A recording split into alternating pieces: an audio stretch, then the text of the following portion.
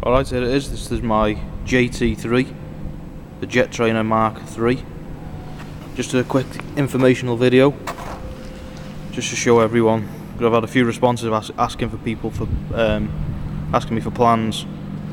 I mean, I haven't got the time to do plans at the minute, but I might do. But here's just a few of the dimensions. The overall length is about 24¼ inches, or 615 millimeters. The width on the back, not including the dihedral bits, just from where the grey section finishes there, is roughly 25 inches or 635 millimeters. I don't know what this is called, wing cord maybe, something like that. That section there is 6.5 inches or 160 millimeters. What else you need? The length of the dihedral sections there is, on the back, 5.5 inches or 140 millimeters ish. Tips of the dihedral there, 3 inches, 75 millimeters roughly, and then that you're just going to get that anyway. 6.5 inches, 165 millimeters. Vertical stabilizer.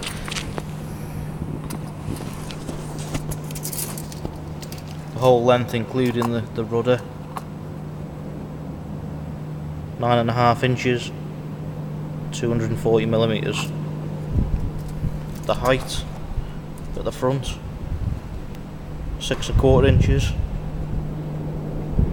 155 mil.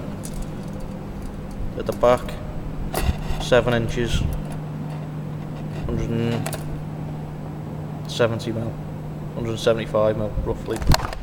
I've got the rudder roughly 2¾ inches or 70 millimeters. The front, the very front is 2 inches, roughly 50 mil, something like that. The canards from tip to tip is 15 inches or 380 millimeters roughly. And then the motor mount, it all depends what motor and what prop you're using. I've got a 6-inch EMP prop and I've raised it off the deck enough for it not to catch underneath. So you just want to, the mount's just made of Decron, the same as the main body. I've got a 2600 kV motor from Giant Cod if you're in the UK. Same props from Giant Cod, servos, Corona, 929 MG Metal Gear servos, about £3, £4 each, something like that. Hobby wing, 25 amp PSC,